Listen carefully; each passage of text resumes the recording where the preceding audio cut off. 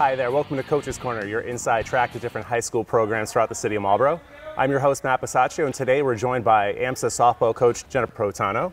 Thank you very much for hanging out with us. Thank you for having me. Now, you've been the coach over here at AMSA for the past, 5-6 years, right? Yep, 5-6 years, 5 years for just varsity.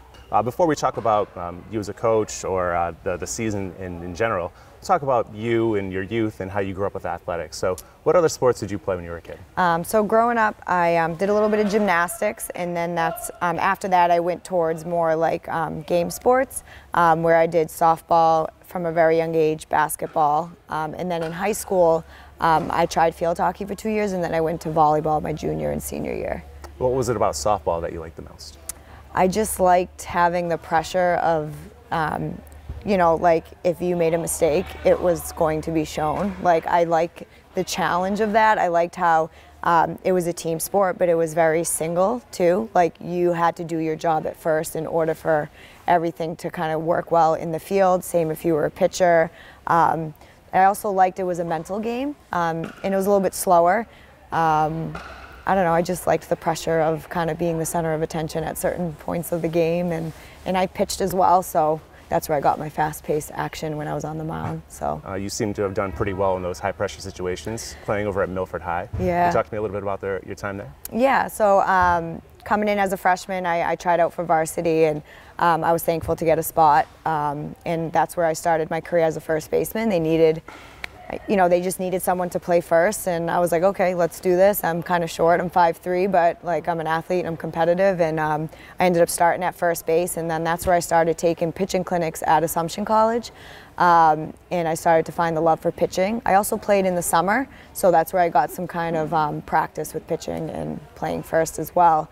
And then my 4 years, I kind of just stuck with first and pitching. And now, you're not exactly the prototypical size for a first baseman.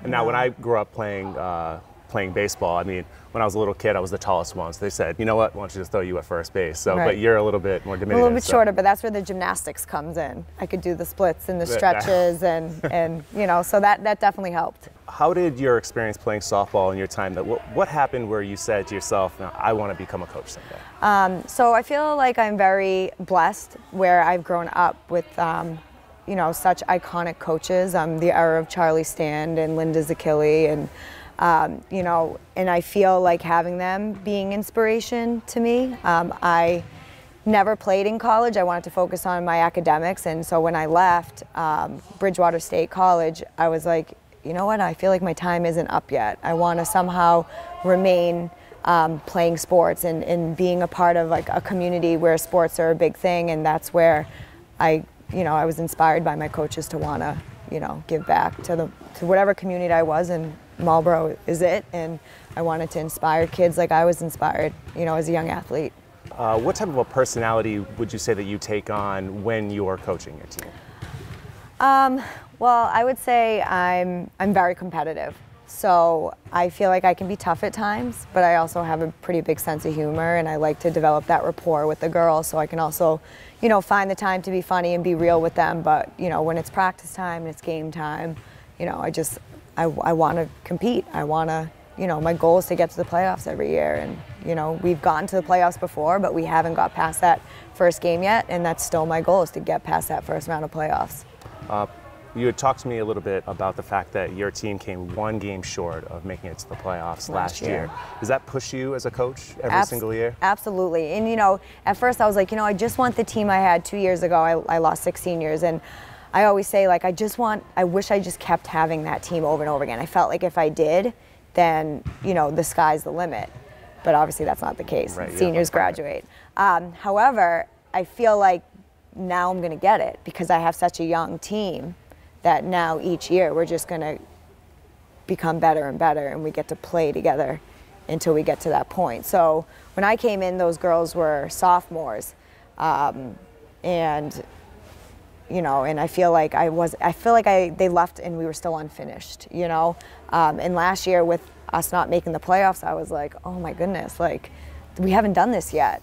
Like, are we regressing? Like, oh no, like I started reflecting on my coaching, but we were a young team, and you know, you got to have that team camaraderie in order to get some damage done on the field. So kind of going back to like your style. Now, you know, your personality is that you're kind of strict, but you know when to have a good time. But what about in-game management?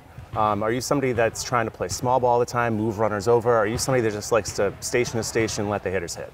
Yeah, I grew up where if a girl could hit, never take the bat out of their hand.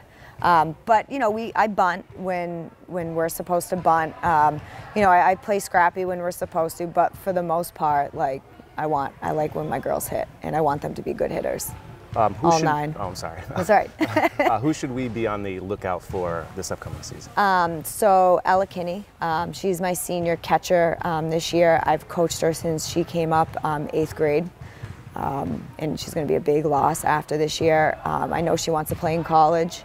I think Framingham State is, you know, her school that she was hoping to play at. So definitely her. And Erin Dean, my pitcher. I've had her since 8th grade. She's my senior. So those are the two that I feel like will really keep the team, you know, on the right track this year. Well, that's great. And they're both my captains too. So good.